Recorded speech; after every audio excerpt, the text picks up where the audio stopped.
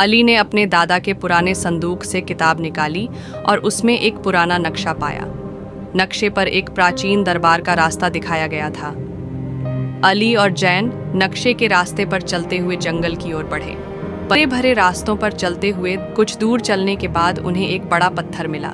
अली ने ध्यान से पत्थर को देखा और उसमें एक छोटा सा बटन खोज निकाला। जैसे ही उसने बटन दबाया, एक गुप्त दरवाजा खुल गया।